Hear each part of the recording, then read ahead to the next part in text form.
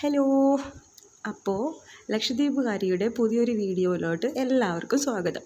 ഇന്ന് നമ്മൾ ഉണ്ടാക്കാൻ പോകുന്നത് മോസ്റ്റ് റിക്വസ്റ്റഡ് ആയിട്ടുള്ള മീൻ വറ്റിച്ചതാണ്. അപ്പോൾ നമുക്ക് നോക്കാം മീൻ വറ്റിച്ചത് എങ്ങനെ ഉണ്ടാക്കുന്നതെന്ന്. ഇതിന് നമുക്ക് ആകെ കൂടെ ആവശ്യമുള്ളത് 2 ഇൻഗ്രീഡിയൻ്റ് ആണ്, മീനും പിന്നെ മുളക് അരച്ചതും. അപ്പോൾ ഈ മുളകരച്ചതിന് വേറെ റെസിപ്പി ഉണ്ടെന്ന് വെച്ചാൽ, മുളകരച്ചത് എങ്ങനെ ഉണ്ടാക്കുന്നതെന്ന് വെച്ചാൽ, നമ്മളിപ്പോൾ ഞാൻ 1 ഗ്ലാസ് മുളകിൻ്റെ അളവ് പറയാം.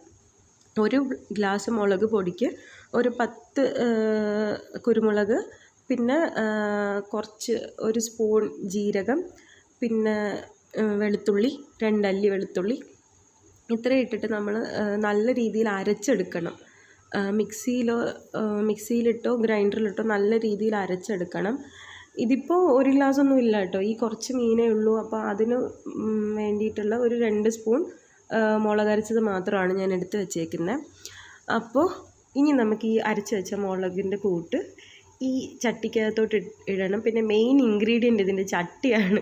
എന്ന് വെച്ചാൽ മീൻ ചട്ടിയിൽ ഉണ്ടാക്കുന്നതിൻ്റെ ടേസ്റ്റ് നമുക്ക് പുറത്ത് ലൈക്ക് ഈ സ്റ്റീൽ പാത്രങ്ങളിലോ മറ്റ് പാത്രങ്ങളിലോ ഉണ്ടാക്കിയാൽ കിട്ടില്ല. അപ്പോൾ മാക്സിമം നിങ്ങൾ ചട്ടിയിൽ തന്നെ മീൻ വെക്കാൻ നോക്കുക. പിന്നെ ഇവിടെ ഞാൻ യൂസ് ചെയ്യുന്നത് ചൂരമീനാണ്. ഞാൻ പറഞ്ഞല്ലോ, ലക്ഷദ്വീപിൽ ഏറ്റവും കൂടുതൽ ആൾക്കാർ കൺസ്യൂം ചെയ്യുന്നത് ചൂര മത്സ്യമാണ്.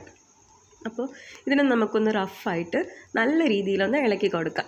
ഇതെന്തിനെന്ന് വെച്ചാൽ, നമ്മൾ ഇളക്കി കൊടുത്തില്ലെങ്കിൽ എവിടെയെങ്കിലും ഇങ്ങനെ കട്ട പിടിച്ച് ഇരിക്കാണ്ടിരിക്കാൻ. പിന്നെ ഇപ്പം നമ്മൾ ഒഴിച്ചത് വിനെഗിരിയാണ്. അത് ലക്ഷദ്വീപിൽ ഉണ്ടാക്കുന്ന വിനെഗിരിയാണ്, സിന്തറ്റിക് വിനെഗിരി അല്ല, ദ്വീപിൽ തന്നെ ഉണ്ടാക്കിയെടുക്കുന്ന വിനെഗിരിയാണ്. അത് എങ്ങനെയെന്ന് വെച്ചാൽ, നമ്മുടെ ഈ തേങ്ങാക്കള്ള് എന്ന് പറയുന്ന സാധനമില്ലേ, നമ്മൾ മീര എന്നാണ് പറയുന്നത് അതിനെ.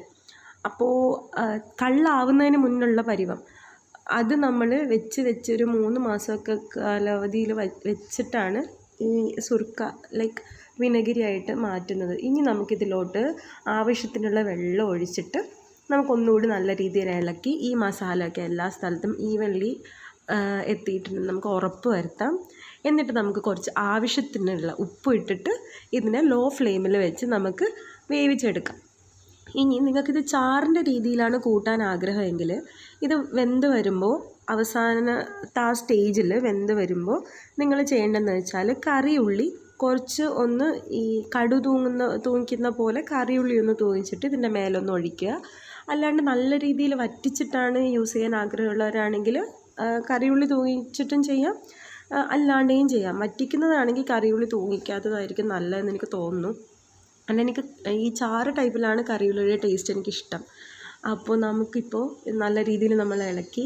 ഇനി നമുക്ക് ഒരു 20 to 25 മിനിറ്റ്സ് നമുക്കിതിനെ ഒന്ന് ചെറിയ തീയിലിട്ടിട്ട് വേവിച്ചെടുക്കാം. എന്താ നല്ല രീതിയിൽ തിളച്ച് വരുന്നുണ്ട്. അപ്പോൾ നല്ല സ്മെല്ല് വരുന്നുണ്ട് കേട്ടോ. ഇതാണ് നമ്മുടെ മീൻ വറ്റിച്ചത്. ഇത് ലക്ഷദ്വീപുകാരുടെ വികാരമാണ് ഈ മീൻ വറ്റിച്ചതെന്നൊക്കെ പറയുമ്പോൾ. പക്ഷേ എൻ്റെ വായിൽ നിന്ന് വെള്ളം ഇങ്ങനെ വന്നുകൊണ്ടിരിക്കുക. അപ്പോൾ നിങ്ങളെല്ലാവരും ഇത് ട്രൈ ചെയ്ത് നോക്കണം, മസ്റ്റായിട്ട് ട്രൈ ചെയ്ത് നോക്കിയിട്ട് കമൻസിൽ എനിക്ക് നിങ്ങളുടെ അഭിപ്രായങ്ങൾ പറഞ്ഞറിയിക്കുക. തേങ്ങാച്ചോറ് നിങ്ങൾ ഉണ്ടാക്കി നോക്കണം. തേങ്ങാച്ചോറിൻ്റെ കൂടെയുള്ള ബെസ്റ്റ് കോംബോ ആണ് ഈ മീൻ കറി എന്ന് പറയുന്നത്. ചൂര തന്നെ ആവണമെന്നില്ല, ചൂരയുടെ സ്ഥാനത്ത് നിങ്ങൾക്ക് വേറെ എന്തും ഇതിന് യൂസ് ചെയ്യാം. ഇതുണ്ട്, ഇതിപ്പോൾ ഞാൻ നല്ല ചൂട് ചോറും ചൂട് മീൻ കറിയും കുറച്ച് അച്ചാറും ഇത് ഫിഷ് ഫ്രൈയും ഒക്കെ കൂട്ടി ഒന്ന് കഴിക്കാൻ പോവുക. അപ്പോൾ താങ്ക് യു.